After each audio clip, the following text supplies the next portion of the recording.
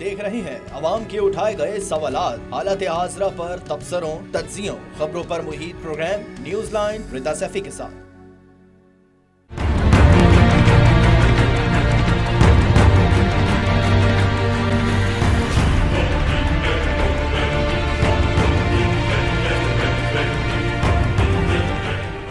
अस्सलाम वालेकुम, मैं हूँ रिदा सैफी। नाज़रीन, चीफ जस्टिस ऑफ पाकिस्तान की सरबराही में सिंध में गैर एलानिया लोड शेडिंग के खुद की नोटिस की समाअत हुई, जिसमें चीफ जस्टिस ऑफ पाकिस्तान ने कहा कि खोज लगाया जाए तो के इलेक्ट्रिक मुंबई से कंट्रोल हो रहा होगा, ये पता चलेगा। आज के रिमार्क्स में उन्होंने बहुत ही ज़्यादा एक मरतबा फिर के इलेक्ट्रिक को जो है वो सरजनिश की है और साथ ही साथ बहुत ही बरहमी का इजहार भी किया है। के इलेक्ट्रिक की कारकर्दगी पर सवालात भी उठा दिए हैं। साथ ही साथ ना सिर्फ के इलेक्ट्रिक के एमडी बल्कि सीईओ और चेयरमैन नापरा समेत दीगर हुकाम भी अदालत में आज पेश हुए थे।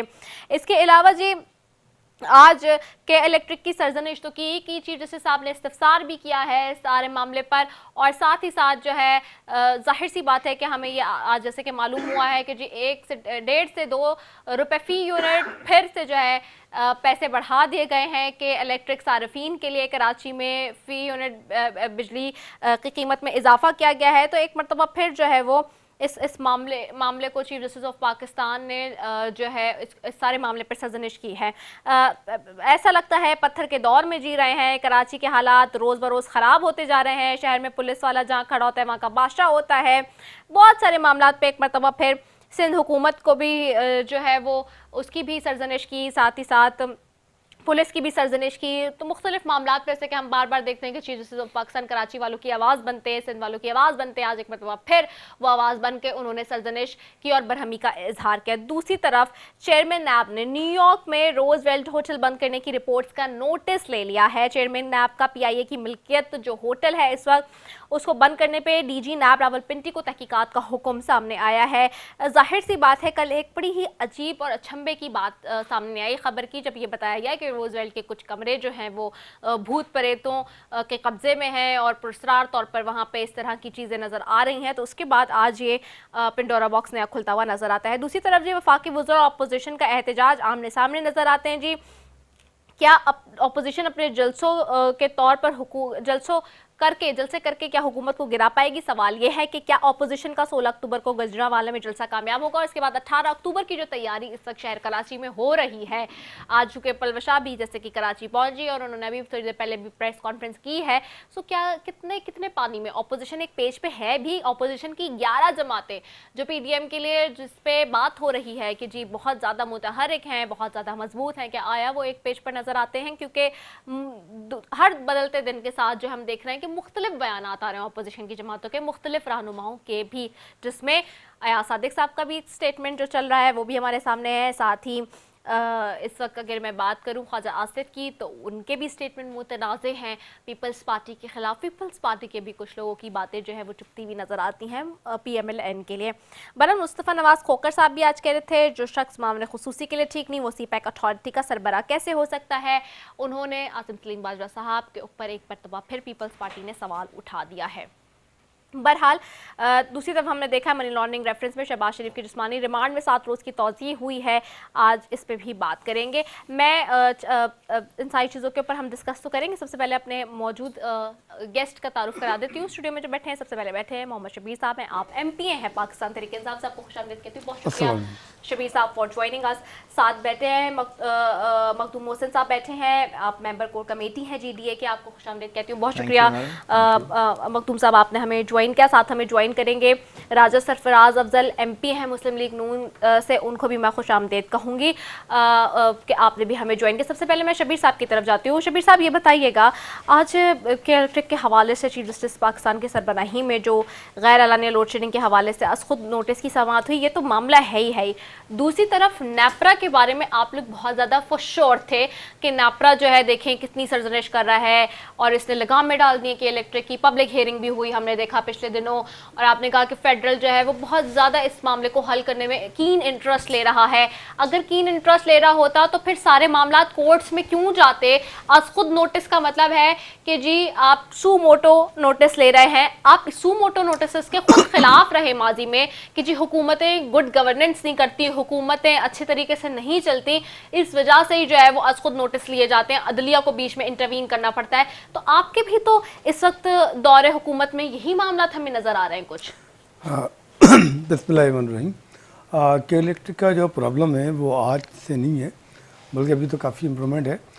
ये काफ़ी पुरानी इम्प्रूवमेंट है आपको लगता है? हाँ, उसमें आप बताओ। हर हफ्ते हर महीने अभी 1.5-2 रुपए बढ़ा के कराची वालों के ऊपर जुल्म खत्म करके आपको जो पहले से इम्प्रूवमेंट इसमें जो है बोझ डाला गया, ये शायद आपको के इलेक्ट्रिक का जो मायदा हुआ था वो पीपल्स पार्टी के दौर में 2009 में हुआ था, और उसमें इतना इन्होंने जो है वो सामने वालों को बेनिफिट दिए थे अपने ज़ाती बेनिफिट के हवाले से कि वो आज तक कौन भुगत रही है।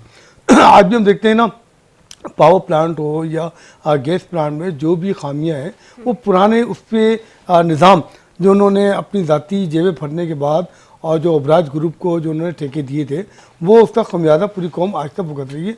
लेकिन पीटीआई ने इस पर एक वो भी कर रहे हैं, हम कमेटी भी बिठा रहे हैं कि और उसको कोशिश कर रहे हैं कि इसकी तमाम चीज़ों को एक नई अच्छी लाइन में लेकर आए।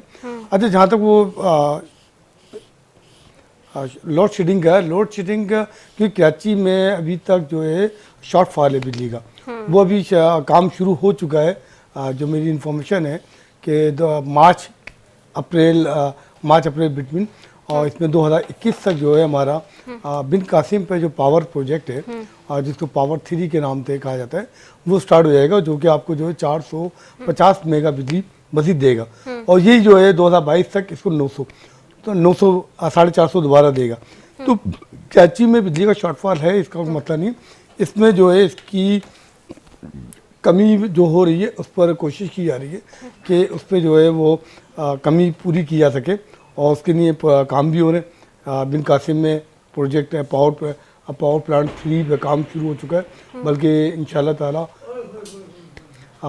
2021 तक 2021 मार्च 2021 में कंप्लीट हो जाएगा। तो इंशाल्लाह ताला आपका जो है कराची का जो लोड शेडिंग का मसला काफ़ी हद तक ठीक होगा। और वही पावर प्लांट 3 जो है हमारा, और वो जो है 22 में 900 मेगा आपको बिजली देगा, उस बिजली में आपका शॉर्टफॉल ख़त्म हो जाएगा। अच्छा, कराची में एक मसला पता है कि कच्ची आबादी है, और कच्ची आबादी में बिजली जो है वो जो शिकायत है जो कुंडा नहीं, वो असल हकाइक है ना कि अभी तक जो मैं अपने हल्के की मिसाल देता हूँ, मेरे हल्के में भी काफ़ी माफिया की बात करें आप जी। सुन, मेरे हल्के में भी काफ़ी लोड शेडिंग होती थी। जब इनके पास गए तो उन्होंने कहा कि आपके यहाँ जो जब तक कुंडा माफिया हम नहीं करेंगे। फिर हमने जो है उनके साथ मिलकर जो है केबलिंग की, ABC जो केबलिंग होती है, जो उनकी जदीद लाइनें होती हैं, पुराने मीटर निकाल कर कंप्यूटर मीटर लग, तो मेरे हल्के में काफ़ी हद तक हमने किया। अच्छा, जहाँ इनकी केबलिंग हो जाती है, जहाँ ये अपनी ABC केबलिंग कर लेते हैं, तो वहाँ काफ़ी हद तक जो है जहाँ इनकी फुल पेमेंट होती है, तो वहाँ काफ़ी हद तक जो लोड शेडिंग पर काबू हो जाता है। मेरे कुछ इलाके उन्होंने लोड शेडिंग से फ्री किए, कभी कभी इत्तफाक हो जाती है, लेकिन ये कि 1 घंटा मतलब नॉर्मल, पहले मेरे हल्के में 9 घंटे होती थी, अब 1 से 2 घंटे 3 घंटे होती है, लेकिन उससे कम हो रही है जब से हमने मतलब एक सिस्टम में लेकर आए। तो ये उनका भी है। तो लेकिन कुंडा माफिया की वजह से इनका जो अपना के इलेक्ट्रिक का अपना जो एलानिया है, जो बयानिया है, उनका ये कि जनाब जहाँ से हमें जो बिलिंग नहीं होती जिन इलाकों से, और इनका बयानिया ये कि जनाब 30% से ज़ायद 70% तक हमने लोड शेडिंग का काबू पा रही है। 30% आज भी हम जो है वो बिलिंग ले नहीं पा रहे, और हमें जो है के इलेक्ट्रिक KC जो है इसी पेश नज़र आप देखें KC जो बंद हुई है, के इलेक्ट्रिक को आना पड़ा, तो उसमें भी जो ना ये लोड शेडिंग का ही मसला था, लोड शेडिंग के साथ बिलिंग का ज़्यादा मसला था।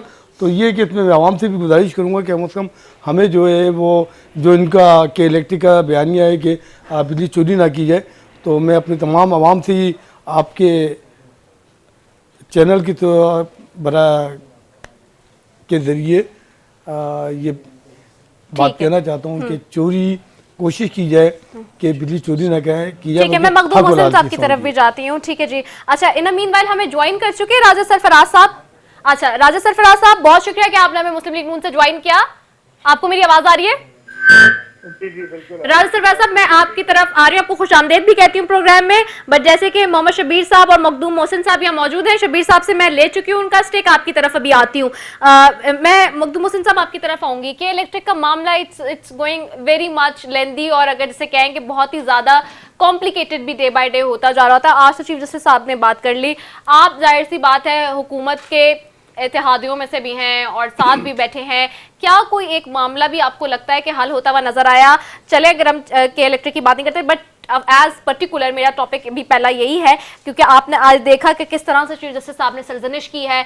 ये वही बात थी गुड गवर्नेंस की बात जो हम माजी में सुनते आए हैं पाकिस्तान तहरीक इंसाफ से, कि नए पाकिस्तान में गुड गवर्नेंस की जो बात है वो सबसे पहले देखी जाएगी, सबसे पहले उसको प्रेफर किया जाएगा और उसकी प्रेफरेंस वही होगी। लेकिन क्या आपको लगता है कि जो गुड गवर्नेंस की बात है वो यहाँ पे इन 2 सालों में भी नजर नहीं आई, और यहाँ पे भी जो है वो चीफ साहब को और अदली और अदालतों को और सुप्रीम कोर्ट्स को जो है इंटरवीन करना पड़ा सारे मामलों में? मैम, इशू ये है कि आप कोर्ट्स का इंटरवीन करना तो ठीक है, काबिल तारीफ है, लेकिन चीफ जस्टिस साहब किन किन चीज़ों पे इंटरवीन करें? बैड गवर्नेंस पे इंटरवीन करें, कि इलेक्ट्रिक पे इंटरवीन करें, महंगाई पे इंटरवीन करें, या और भी बहुत सारे इश्यूज़ हैं हमारे नज़र में। लेकिन मसला ये है कि पिछले 2 हम इनके अलाई, आप जैसे आपने कहा कि हुकूमत में साथ बैठे, हम अलाई ज़रूर हैं लेकिन हम गवर्नमेंट में नहीं हैं। इनके साथ ज़रूर हैं हम, लेकिन हम अभी गवर्नमेंट में नहीं है। और पिछले 6 महीने से हमने अपने तहफ़्फ़ुज़ात का इजहार भी किया है कि 2018 में पीटीआई को या फेडरल गवर्नमेंट को एक नेशनल लेवल पे एक अल्टरनेट के तौर पर पूरा मुल्क देख रहा था। हमने तो इंटीरियर सिंध में कम्पीट किया, लेकिन जिन जिन जगहों पे हमने इलेक्शन कंटेस्ट की वहाँ पे पीटीआई कैंडिडेट्स ने विड्रॉ किया, हमारी सपोर्ट की, और हमने इनकी सपोर्ट की। लेकिन इशू ये है कि अब जो 2 साल तक का जो वक्त गुजरा है, अब मैं समझता हूं कि वो वक्त हम सब के लिए, इंक्लूडिंग फेडरल गवर्नमेंट और हम अलाइज जो भी हैं इनके साथ, हमारे लिए अब ये मायूस कुन साबित हो रहा है। और अगर यही सूरत हाल बरकरार रही तो हमें भी, मैं समझता हूं कि हमारी लीडरशिप को भी एक स्टैंड लेना चाहिए, क्योंकि या तो हमें इनसे अलहदा होना चाहिए या फिर हमें इनसे बात करनी चाहिए। क्योंकि अगर इस तरह से अगर 2 साल और गुजर गए तो फिर सॉरी टू से हम फिर इलेक्शन की तरफ जाने से तो फिर जाना तो दूर की बात है, इलेक्शन कंटेस्ट करने के भी करीब हम नहीं जा पाएंगे, क्योंकि डिलीवरेंस ज़ीरो है। और सेकंड थिंग, अब आप देखें कोरोना जैसी सूरत हाल है, अपोजिशन के अलायंसेस बन रहे हैं, उसके बावजूद भी फेडरल गवर्नमेंट जो है नॉन इशू की तरफ चली जाती है। जैसे अभी आइलैंड्स का इशू आ गया, देखिए हर चीज की एक टाइमिंग होती है, हर चीज का एक वक्त होता है कि किस वक्त हमें कौन सी बात करनी चाहिए। पीएमएलएन अपोजिशन में किरदार अदा करिए, समझ आता है, फेडरल में हम लोग सिंध में किरदार अदा कर रहे हैं, समझ आता है, लेकिन पीपल्स पार्टी और पीटीआई को अपोजिशन में किरदार अदा नहीं करना चाहिए। उनको एक रोल मॉडल बनना चाहिए, उनको डिलीवरेंस करनी है ना। पीटीआई की ऑलमोस्ट 3 सूबों में और फेडरल गवर्नमेंट है, पीपल्स पार्टी की सिंध में गवर्नमेंट है, ये हमें डिलीवर करके हमें दिखाएं। सही, ठीक है, तो आप समझते हैं कि डिलीवर करना चाहिए, और आप खुद ही अपनी हुकूमत के ऊपर जो है वो क्रिटिसाइज कर रहे हैं। ये बहुत अच्छा है कि आप एग्री कर रहे हैं इस बात को। मैं राजा सरफराज अफजल साहब की जानिब जाती हूँ। राजा सरफराज अफजल साहब, आपको मेरी आवाज आ रही है? सरफराज अफजल साहब, आपको आवाज आ रही है मेरी?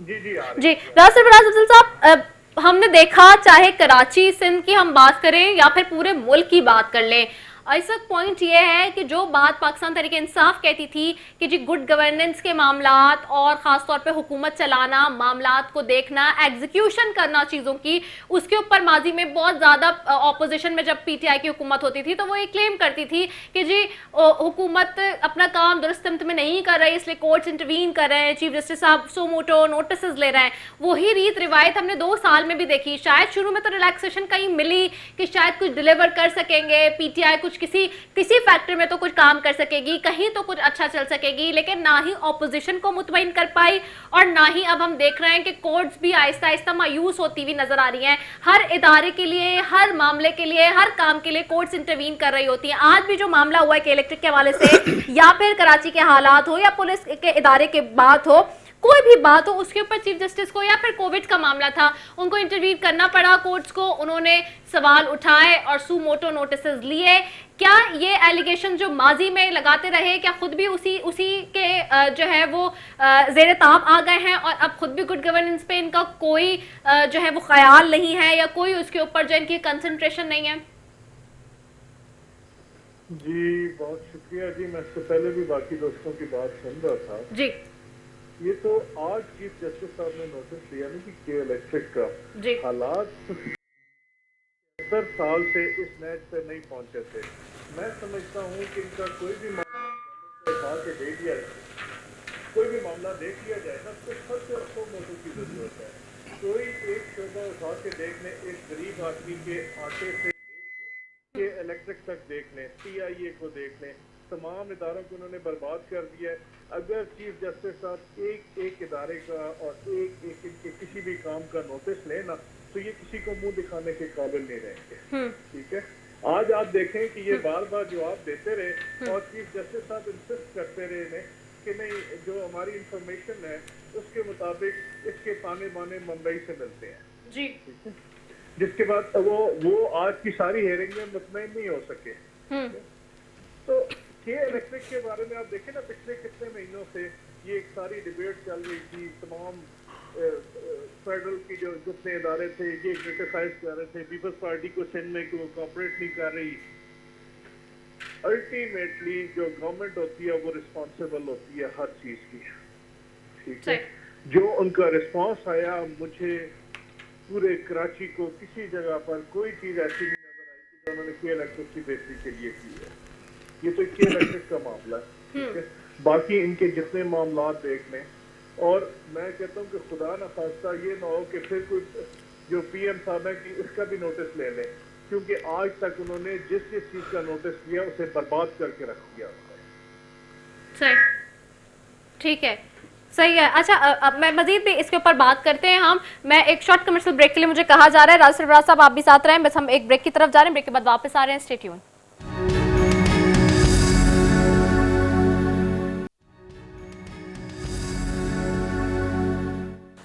वेलकम बैक नाजरीन। इस वक्त हमें पैनल में ज्वाइन कर चुके हैं पाकिस्तान पीपल्स पार्टी के रहनुमा हैं इकबाल सान साहब, उनको भी खुशामदीद कहती हूँ। बहुत शुक्रिया इकबाल साहब फॉर ज्वाइनिंग अस।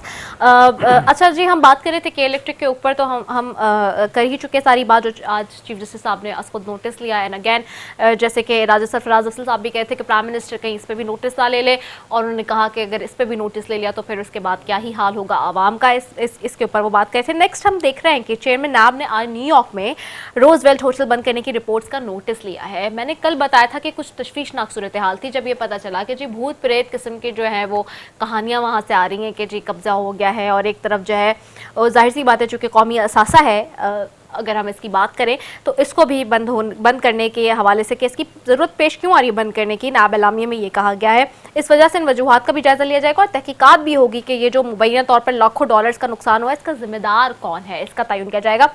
मैं आपकी तरफ आऊँ शबीर साहब, अब एक मामला और रोजवेल्ट के बारे में कभी नहीं सुना हमने कि बंद होगा। माजी में जो हुकूमतें रहीं उन्होंने उसको मैनेज किया, चाहे नुकसान था, फ़ायदा था, या फिर ब्रेक इवन पॉइंट पे थे, what ever the position is. लेकिन अब आपके टाइम पे ऐसी क्यों बात सुनने में आ रही होती है कि फलां चीज़ बंद कर दो, ये कट ऑफ कर दो, इस चीज़ को ख़त्म कर दो, ऐसा क्यों है? देखिए, रोजवेल्ट के बारे में जो है वो आपको कोई फ़ायदा नहीं दे रहा होता, बल्कि आपकी क्या फ़ायदा लोग वहाँ पे जो भी थे, हाँ, वैसे भी वहाँ कोई लोग ज़्यादा नहीं रहते थे। मतलब एक सुनसान एक जगह, आप वैसे भी जो न्यूयॉर्क की जो जगह है, हाँ, वो उससे मतलब शहर से थोड़ा हटकर है वो जगह। अच्छा, जो मैंने ये मेरे लिए नया इंकशाफ है वैसे, मुझे मतलब कि ये शहर से हटकर है। जो हमारी जो दफातर है पाकिस्तान के जो, इसलिए जिन भूत प्रेत भी हो गए शहर से हटकर है। अच्छा, नहीं, शायद थोड़ा सा हटका था, इसी वजह से शायद नैप ने जो एक्शन लिया है, जो बंद हुआ उस पर लामाला तहकीकात हो रही है ना, ये नहीं कि उसको बंद कर दिया गया, तो लिहाजा नैप भी तहकीकात कर रही है, हुकूमत भी तहकीकात कर रही है। जिन लोगों ने वो जो फ्रांस में मुलविस हैं, लामाला कोई ना कोई वजूहत होगी, उस वजूहत की बुनियाद पर शायद बंद हुआ है, लेकिन ऐसा नहीं है कि बंद रहेगा।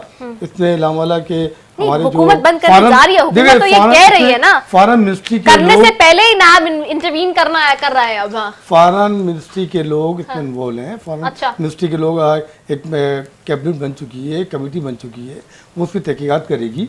तहकीकात करने के उस पर जो भी सूरत हाल होगी वो सामने आएगी और उस पर जो भी मुल्क के मफाद में बेहतर होगा वो काम किया जाएगा। अच्छा, चले मैं मखदूम मोहसिन साहब की तरफ आ जाऊँ। Again this is a very important topic आप लाए हैं बैठे हुए, आप क्या इससे अग्री करते हैं कि रोजवेल्ट को बंद होना चाहिए? मैम, सबसे पहले तो बात यह है कि जो चेयरमैन नैब ने आज नोटिस लिया है, मैं समझता हूँ ये नोटिस इन्हें काफ़ी वक्त पहले लेना चाहिए था कि ये नौबत ही नहीं आती। बदकिस्मती का आलम यह कि पाकिस्तान का दुनिया में मजाक बन गया है। ये PIE से कनेक्टेड इदारा है। इससे पहले एक वाक़या हो चुका है जब कराची में जो प्लेन का सानिया जब पेश आया था, तो सिटिंग फेडरल मिनिस्टर ने स्टेटमेंट दी कि पायलट्स जो हैं उनको जो अंडरग्राउंड किया जाए, अंडरग्राउंड भी किया जाए और उनकी जो क्वालिफिकेशंस हैं उन पे जाली डिग्रियां। अब मसला वो नहीं है, देखिए बात ये है कि हमें पहले सोच समझकर फिर बात करनी चाहिए। लाइसेंस ही जाली। मैं एक चीज पे नहीं, हम सब इंक्लूडिंग अस, इंक्लूडिंग फेडरल गवर्नमेंट या इवन दूसरे जो भी अहम मनसबों पे फायज है, उन सबको पहले सोचना चाहिए फिर बोलना चाहिए। अब जैसे इन्होंने अब कुछ दिन पहले इस होटल के बाहर एक नोटिस लगा था कि होटल 31 अक्टूबर से मेरे ख्याल से बंद हो जाएगी। अब सुनने में जो मेरे पास जो इन्फॉर्मेशन है कि वो नोटिस कुछ 1-2 दिन से वो हट गया है नोटिस। अब आज तहकीकात की बात आ गई। अगर होटल बंद होनी थी तो फिर सोच समझ के एक स्ट्रेटजी बनती। एक वारदात हो जाती है, मुल्क का अरबों रुपए का, डॉलरों का नुकसान हो जाता है, फिर तहकीकात बनती है। पाकिस्तान की तारीख रही है 70s में जब बलूचिस्तान में ऑपरेशन हुआ था, 83 में जब MRD के टाइम पे सिंध में जब ऑपरेशन हुई थी, या इवन 2014 में जब आर्मी पब्लिक स्कूल में सानिया हुआ था। तो तहकीकात और कमेटीज बहुत से सीनियर सियासतदान या कामयाब लीडर्स का की एक फिलॉसफी रही। इवन भुट्टो साहब भी कहते थे कि जो काम नहीं करना आप कमेटी बना दें। तो कमेटी का मतलब है कमेटी एंड तहकीकात मींस डिले मींस पॉलिटिक्स का एक वे होता है चीजों को ड्रैग करने का। तो मैं समझता हूं तहकीकात से कुछ भी नहीं होगा। अगर इनकी सीरियसनेस होती, देखिए नैब एक इंडिपेंडेंट इदारा है, नैब का फेडरल गवर्नमेंट से ताल्लुक नहीं है, ना ही सिंध गवर्नमेंट से ताल्लुक है। हमारे इदारों में सीरियसनेस की जरूरत है, जिसकी वजह से पाकिस्तान को रुसवा होना पड़ रहा है आजकल। और ये मैं समझता हूँ हम सबका एक लार्जर और कंबाइंड इंटरेस्ट है। लार्जर कंबाइंड इंटरेस्ट है। ठीक है, मैं इकबाल साहब आपकी तरफ आऊँगी। माजी में भी रोजवेल्ट के हवाले से मुख्तलिफ खबरें आती रहीं, हम उसको खबरों में देखते रहे। अब जो ये 31 अक्टूबर से होटल मुस्तकिल बंद होने की बात हो रही थी, जिसके ऊपर जिस पे मखदूम मोहसिन साहब ने भी कहा कि डेफिनेटली होटल की वेबसाइट पर कहा गया था ये कि 31 अक्टूबर से होटल मुस्तकिल तौर पर बंद किया जा रहा है। ताहम वो पैगाम भी बाद में हटा दिया गया। तो अब जो नाब बीच में इंटरवीन करने जा रहा है और जो तहकीकात की बात हो रही है, किस तरह से इसको पाकिस्तान पीपल्स पार्टी समझती है? एंड सेकेंडली ये जो भूत प्रेत की बात भी शुरू हो गई है अजीब किस्म की, क्या आप इस पर बिलीव करते हैं? औज़ुबिल्लाहि मिनश्शैतानिर्रजीम, बिस्मिल्लाहिर्रहमानिर्रहीम। पहले तो मैं आप सबसे माज़रत चाहूँगा, प्रोग्राम में लेट ज्वाइन किया मैंने आपके साथ। मखदूम साहब ने अभी यहाँ पर एक जिक्र किया, उस वक्त के वज़ीर हवाबाजी जो थे, एक कराची में एक हादसा हुआ, एक प्लेन क्रैश हुआ, आबादी के ऊपर गिरा। यकीनी तौर पर अफसोसनाक वाक़या था, लेकिन उससे ज़्यादा मैं समझता हूँ कि कोई कम नहीं था जो वज़ीर हवाबाजी ने किया कि जनाब पायलट जो हैं इनकी डिग्रियाँ चेक की जाएँ। और पूरी दुनिया में पाकिस्तान रुसवाई पूरे पाकिस्तान की जो हुई वो सब ने देखी, और उस पर ख़ुद हुकूमती बहुत सारे वज़रा ने कहा कि जनाब ये इस तरह नहीं होना चाहिए था। इन्होंने शायद बयान देने में जल्दबाजी कर दी। जबकि इस पर रोजवेल, जब तक हम रोजवेल होटल की बात करें तो इसमें बहुत अरसे से एक चमगुइयाँ चल रही हैं कि शायद जुल्फी बुखारी साहब का कोई इंटरेस्ट है उसमें, और ये बातें काफ़ी अरसे से चल रही हैं कि शायद वो जो है उसको टेक ओवर करना चाहते हैं। और मैं समझता हूँ कि मौजूदा हुकूमत जो है ये हर चीज़ का मलबा जो है वो प्रीवियस पे गिरा देते हैं और बहुत आसानी से उसमें निकलने की। शब्बीर भाई, मैं आपकी बात में बिल्कुल नहीं बोला, और मैं चाहूँगा कि हम एक दूसरे को सुने और समझने की कोशिश करें।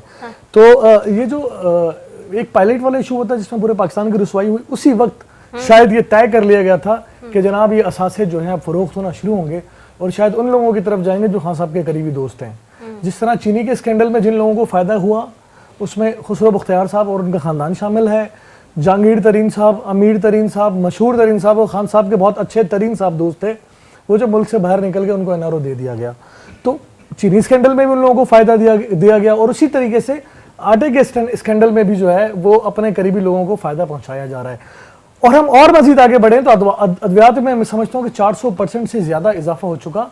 गरीब आवाम की दस्त रस से जो है आम दवाई के मामले में किसको समझते हैं, कौन who is responsible and is the nab going good, और सही कर रहा है, इज राइट कि अब जो एक्शन लिया गया नैब की तरफ से? देखें, अल्लाह करे कि नैब एक्शन ले, ख्याली पुलाव ना बनाए। नैब ने मौजूदा हुकूमत के काफ़ी सारे बुजुर्ग पर भी एक्शन लिया था, लेकिन वो एक्शन जो है वो रोमांटिक मूवीज की तरफ चला गया। Do you really think this is like अब ये जो हालात हुए हैं और ये जो 31 अक्टूबर का लगाया गया मुस्तकिल बंद करने की बात हुई रोजवेल्ट की, इसके होलसेल रिस्पांसिबल गवर्नमेंट है? यकीनी तौर पर जब आपने अपनी एयरलाइन को इतना बदनाम किया पूरी दुनिया में, उसके बाद गुंजाइश रह नहीं जाती बाकी। ठीक है, एयरलाइन को बदनाम किया, उसके बाद गुंजाइश नहीं रहती। मैं जाऊंगी राजा अफजल साहब की तरफ। अफजल साहब, यकीनन आपको मेरी आवाज आ रही है? राजा सरफराज अफजल साहब जी, राजा सरफराज अफजल साहब, रोजवेल्ट का मामला बहुत इंपॉर्टेंट मामला है। चेयरमैन नैब ने आज रोजवेल्ट के बंद होने की रिपोर्ट्स का नोटिस लिया है। शबीर साहब कह रहे हैं पीटीआई से कि जी वो शायद शहर से हटकर है कोई, या फिर वो बात कर रहे हैं कि जी न्यूयॉर्क से हटकर है इस वजह से, और ठीक है इस तरह की बात हो रही है कुछ। आखिरकार है कहाँ? माजी में भी ताज़ा तरीन आपकी हुकूमत थी, क्या माजरा क्या है ये रोजवेल्ट का? देखें जी, ये एक होटल है, कोई ऐसी चीज नहीं है जो माजी में किसी जगह पर थी और अब इसे उठा के उन्होंने किसी साइड एरिया में लगा दिया गया। जा रही हूँ, ये तो बड़ी मजाक खेज सी बात है जी कि ये किसी साइड एरिया में है। ये कोई सिंध के किसी गोठ में नहीं है, ठीक है। ये इसकी लोकेशन का सबको अच्छी तरह से अंदाजा है। दूसरी बात यह है कि बड़ी अच्छी बात है कि अभी मखदूम साहब ने भी, मैं सुन रहा था, मैं उन्हीं बातों को रिपीट नहीं करना चाहता, मैं इससे आगे की बात करता हूँ। मैं कहता हूँ कि जैसे चेयरमैन नैब साहब ने आज ये कहा कि ये जो न्यूयॉर्क में होटल का ये नोटिस ले रहे हैं, काश अल्लाह करे ये नोटिस वैसा ही हो जो रोजाना की बुनियाद पे सुना जाए, ठीक है, इस पे तहकीकात की जाए, इसका रिकॉर्ड मंगवाया जाए और इसका कोई रिजल्ट भी आवाम को दे दिया जाए। ये तो एक आंखों में धूल झोंकने के बराबर है। इससे पहले भी जितनी तहकीकात है, आप मुझे बताएं कि सिवाय अपोजिशन के उन चंद लोगों के अलावा, ठीक है, इन्होंने किसके खिलाफ नोटिस लिया है, ठीक है, या जितनी भी इंक्वायरीज है वो कहाँ तक गई हैं? आप देखें जो मियां नवाज शरीफ साहब थे, इन्होंने वो अकामा की एक लिस्ट थी, उसके बाद किसी बंदे ने पूछा कि वो बाकी 400 अफराद के केसेस कहाँ तक पहुंचे? राइट। और मुझे नहीं लगता जी कि इस केस को भी ये देखिए ना, चंद माह पहले से हमारी पार्टी बार बार इस चीज का जिक्र कर रही थी कि रोजवेल्ट होटल में कुछ ना कुछ हो रहा है। अल्टीमेटली इसका रिजल्ट देख लें कि वो लाते लाते लाते, और ये भी अगर हम इस पे एहतजाज ना करते तो इसका तो जिक्र भी नहीं आना था। इसने तो उसी तरह जिस तरह बाकी आटा चीनी और ये मामलात हुए थे, इस होटल ने भी उसी तरह चला जाना था। अब उन्होंने अब इसकी एक नई तस्वीर पेश की है, ये जो भूत प्रेत की सूरत में है, जो लॉस की सूरत में है, ठीक है, और इस वजह से अब ये उसे इस तरफ लेके जा रहे हैं। ये भी फिर उन्होंने वो वहां से अपनी साइड से उसे हटा दिया है, लेकिन आने वाले दिनों में जरूर इनकी कोई नीयत मुझे अच्छी नहीं लगती है। नहीं, वाकई कोई भूत प्रेत है? कभी थे कोई रोजवेल्ट में ऐसा कोई सीन था? मैंने कहा ना, ये बड़ी मजाक खेज बातें हैं जी, ठीक है, इससे पहले ये कभी नहीं सुनेगी, ये इन्हीं दिनों में सुनी गई है। अच्छा, कि वहाँ कोई नए भूत प्रेत आ गए। अच्छा ठीक है, अच्छा सही है। मैं शबीर साहब आपकी तरफ आऊंगी, बस मैं वाइंड अप की तरफ जाऊंगी। आप लोगों से वन लास्ट वर्ड में चाहूंगी, जाहिर सी बात है इस वक्त जलसे और जुलूस जो है वो होने की बातें हो रही हैं इस वक्त, और पीडीएम के प्लेटफॉर्म से 16 को भी अपोजिशन जलसा करने जा रही है और 18 को कराची में करने जा रही है। कैसे देख रहे हैं, अपोजिशन एक पेज पे नजर आ रही है? देखें, पहली बात तो है कि बड़ी मजे का खैर बात ये है कि कल तक वो जो कहते थे मोदी का जो यार है वो गद्दार है, आज वो मोदी के यार के साथ बैठे हुए। अच्छा, दूसरी चीज़ है कि हमारे बहन ने बात की आटा चीनी की बात करें, ये सिंध में आटा किसने गायब किया? बल्कि इनके हरीराम साहब जो मिनिस्टर हैं, उन्होंने साफ एक वादा कहा कि इनकी जो गंदुमें जो आती हैं वफाक थे, वो चूहे खाए जाते, यानी कि इन्होंने पंजाब में जो आटा चीनी की जो रेट है वो सूबाई गवर्नमेंट के माथे होते हैं, सूबाई गवर्नमेंट उसके रेट लेती है। लेकिन अब आप देखें वहाँ पर पंजाब में जो 20 किलो आटे की जो कीमत है 860-64 रुपये, यहाँ पर 1100 ज़्यादा हो गया। ये किसने किया है? इन्होंने, ये सिंध गवर्नमेंट। अच्छा, इनके इसमें उनके अपने मिनिस्टर खुद गवाह है कि हरीराम ने खुद इंकशाफ किया है कि गोदाम पकड़े गए, गोदामों में इनके गंदम पकड़ी गई, ज़ख़ीरा अंदोज़ी करेगी। ज़ख़ीरा अंदोज़ी करने वाले को सामने मना किया गया। पीपल्स पार्टी टोटल एक एक मसनूई बहरान पैदा करने के लिए चीनी सिंध में जितनी भी चीनी की मिलें, आप बात करते हैं जना हमारी, तो चीनी जो क्या सिंध में है वो किसकी शुगर मिले सारी, सब शुगर मिले, बल्कि इनकी जितनी लड़ाई होती है बता देना, वो ओमनी ग्रुप सबको जान दो, ओमनी ग्रुप की सारी, ओमनी ग्रुप किसके माथे चले सब जानते हैं, किसके पास चल रहा है ओमनी ग्रुप है, अनवर मजीद साहब सारे ही जो है चीनी माफिया जो है वही है। तो कोर्ट्स है ना, सब चीजें जेआईटी उसमें भी तो बहुत सारी पे बनी थी, उसमें मुराद अली शाह साहब का भी नाम था, ठटा मिल्स वाली में और सारी चीजों में, तो क्यों नहीं आप लोग उसको, आपकी हुकूमत है, उसको स्पीडी करा लेना, जस्टिस आप सारा क्यों नहीं करवा रहे कोर्ट्स में? सब कुछ हो रहा है और दूसरी कोई रिजल्ट नहीं आया ना अभी तक। ये बातें तो आप लोग कर रहे हैं, पिछले 5 सालों में भी किया ऑपोजिशन में, अभी भी कर रहे हैं 2 साल से। रिजल्ट का है, where is the result? People are waiting for result कि ये लोग जो मुजाहरा करने जा रहे हैं, मेरा कहना है 18 को कि आटा चीनी की महंगाई, तो आटा चीनी की जो महंगाई की जिम्मेदार तो ये लोग खुद है कि सिंध में जितनी महंगाई हो रही है आटे के ऊपर, उसमें पीपल्स पार्टी खुद इन्वॉल्व है, पीपल्स पार्टी नहीं सुन। और दूसरी चीज़ ये रहा कि ये जनाब वो एहतियात कर लेंगे, अल्लाह का शुक्र है कुछ भी नहीं कर पाएंगे। जो दुनिया जानती है पाकिस्तान के लोग बाशऊर हैं, कल तक ये लोग मोदी का जो यार है गद्दार है, आज मोदी के यार के साथ कर रहे हैं। और दूसरी चीज़ यहाँ भी एक चीज़ आई ना कि इलेक्ट्रिक में जो मुंबई से जो हो रहा है, तो जनाब ये बात चीफ जस्टिस साहब का शुक्रिया अदा करूँगा कि उन्होंने बात इंकिशाफ कर दिया कि ये 2009 में इन्हीं पीपल्स पार्टी ही की दौर में ही के इलेक्ट्रिक के मायदे हुए थे। अच्छा ठीक है, सही है, उसका जिम्मेदार आप पीपल्स पार्टी को समझते हैं। मखदूम साहब, वन लास्ट लाइनर, ये जो ऑपोजिशन के पीडीएम के इस वक्त जलसे होने जा रहे हैं, क्या हुकूमत वाकई टफ टाइम मिलेगा, प्रेशराइज होगी, और अगर इस्तीफों की बात जाती है तो फिर हुकूमत किस तरह देख रही है? मैडम हुकूमत पे प्रेशर तब होगा जब ये एक पेज पे होंगे। एक तरफ मियाँ साहब अलग बातें करते हैं एस्टेब्लिशमेंट के अगेंस्ट, मौलाना फजल रहमान साहब का अलग मौक़िफ़ है। मौलाना फजल रहमान साहब कहते हैं ये असेंबली जाली है, वो खुद हार गए, असेंबली जाली है, उनका बेटा जीत गया, उसी असेंबली में बैठते हैं, वो असेंबली ठीक है, नंबर 1। सेकंड थिंग, मियाँ साहब का एक अलग स्टैंड है, एक मौक़िफ़ है, उनका एक वेट वजन भी है टू बी ऑनेस्ट। लेकिन सेकंड थिंग, अगर उनका यही स्टैंड है, यही मौक़िफ़ है, तो शहबाज शरीफ साहब पिंडी में मीटिंग्स क्यों करते हैं? और जब तक मीटिंग्स और जब तक टॉक्स हो रही होती है उस वक्त तक मरियम बीबी खामोश रहती हैं। First thing. सेकंड थिंग मसला ये है कि अभी देखें, अभी पीडीएम में है 12 या 13 जमातें जी। डिपेंड ये करता है कि कब तक ये खामोश रहती हैं। ऐसा ना हो कि एक जलसा हो, फिर जलसे के दूसरे ही रोज अगर ये प्रेशर अब कराची 16 को मेरे ख्याल में जलसा, 18 को कराची में, 16 को है गुजरांवाला में। अब ऐसा ना हो कि 16 वाले जलसे के बाद काफ़ी सारे दोस्त जो हिरासत में या केसेस में उनको रिलीफ मिल जाए, मीटिंग्स करके अपना जाती मकसद हासिल कर लें और 18 के बाद 19 को फिर कुछ हासिल कर लें।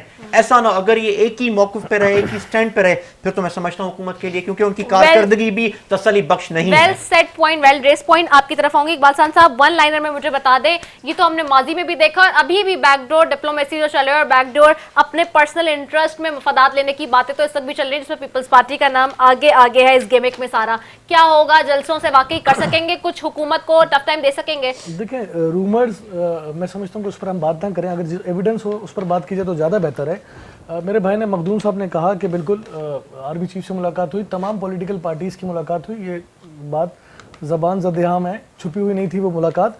और उसके बाद शेख रशीद साहब ने उस मुलाकात का जिक्र किया। मैं समझता हूँ कि वो पता नहीं किसके फोकल पर्सन बने हुए थे। जहाँ तक मुजाहरों की और जलसों की बात है, देखिए ये मैं समझता हूँ कि ये सियासत का हुस्न भी है। और जब इस तरह की सूरत हाल हो, जब मुल्क में महंगाई का दौर दौरा हो, गरीब से उसके मुंह से निवाला तक छीन लिया गया हो, 1 करोड़ नौकरियां देने की, 50 लाख घर देने की बात, झूठे वादे किए गए हों, आपने 100 दिन में इस मुल्क में तब्दीली लाने का वादा किया गया, और जब आप ये कहते हो कि पेट्रोल भरे तो वजीर आजम चोर, डॉलर में इजाफा हो तो वजीर आजम चोर होता है, और 1200 अरब रुपए की करप्शन डेली होती थी, अगर वो 1200 अरब रुपए की करप्शन डेली बचा ली गई थी तो मईशत को बहुत ऊपर चला जाना चाहिए था। इस वक्त मुल्क में ना कोई इदारा ठीक है, ना इनकी कोई पॉलिसीज वजह है, और महंगाई का इतना बुरा हाल है। और इस वक्त भी अगर 26 पॉइंट्स अगर देखें तमाम अपोजिशन जमातों के, उस पर आप गौर करें तो उसमें 26 के 26 पॉइंट्स में अवाम की बात की गई है। और अपोजिशन की मुश्तरका अपोजिशन का जो जलसा है, ये कोई मुल्क में पहली बार नहीं हो रहा। ठीक है। खान साहब भी एक बार इसका हिस्सा रहे ठीक है। हैं और खान साहब ने भी फजलुर रहमान साहब को प्राइम मिनिस्टर का वोट दिया हुआ है, ठीक तो है। मैं समझता हूँ कि बातें वो करें जो आपने ना की हो कभी। ठीक है, राजा सरफराज अफजल साहब वन लाइनर बता दें। अयाज सादिक साहब के स्टेटमेंट भी चल रहे हैं, ख्वाजा आसिफ साहब के स्टेटमेंट्स भी चल रहे हैं, पीपल्स पार्टी के स्टेटमेंट भी चल रहे हैं, ये तो र्यूमर कह रहे थे मेरे भाई, लेकिन बात ये है कि मामला क्या चल रहे हैं वो हम भी जानते हैं बहुत अच्छे से। क्या कुछ होगा मुझे बता दें। शीन की भी बातें हो रही हैं और शेख रशीद साहब बड़े पुरुम्मीद हैं कि शीन लीग निकलेगी और उसके अंदर शायद खाकान अब्बासी साहब भी होंगे, जरा ये बता रहे हैं। तो ये क्या मामला है सारा? वन लाइनर में जल्दी से बता दें मुझे, टाइम खत्म हो गया है मेरे प्रोग्राम का जी। शेख रशीद साहब की तो किसी बात को सीरियसली ना लिया करेंगे जी, वो तो इस किस्म की बातें माजी में भी करते रहे हैं। अच्छा, इन बातों की कोई अहमियत नहीं है। मैं आपको बताऊं कि पूरी पाकिस्तान मुस्लिम लीग नून सिर्फ मियां नवाज शरीफ के गिर्द घूमती है और उनके भाई शहबाज शरीफ अगर उनसे कोई इख्तलाफ भी रखते हैं तो वो पार्टी के अंदर, जमहूरी पार्टी के अंदर इख्तलाफात होते रहते हैं, लेकिन अल्टीमेटली फैसला वही होता है जो मियां नवाज शरीफ साहब का होता है। और इंशाअल्लाह ताला पाकिस्तान मुस्लिम लीग नून 16 तारीख को एक भरपूर इस्तेमाल करेगी, एक बहुत अच्छा जलसा होगा। आप उस जलसे में देखेंगे कि क्राउड कितना चार्ज होगा, इसलिए कि जो सुहाने ख्वाब इमरान खान ने इस कौम को दिखाए थे जी 2018 के इलेक्शन में, जी। अब वो लोग 2 साल में इनकी बातों से तंग आ चुके हैं। जितनी आवाम ठीक है। आज तंग है, 47 से लेके आज तक लोगों ने इतने बदतरीन हालात नहीं देखे थे। इसका रिजल्ट इंशाल्लाह ताला 16 तारीख को ठीक है। पूरे पाकिस्तान को, दुनिया को गुजरांवाला में नजर आएगा। ठीक है, गुजरांवाला में नजर आएगा। ठीक है, बहुत शुक्रिया राजा सरफराज अफजल साहब आपका, मोहम्मद शबीर साहब आपका, मखदूम हुसैन साहब आपका, इकबाल सान साहब आपका, आप चारों मौजूद मेहमानों का बहुत शुक्रिया। इसी के साथ ही अपनी मेजबान सैफी को दीजिए इजाजत। पाकिस्तान जिंदाबाद।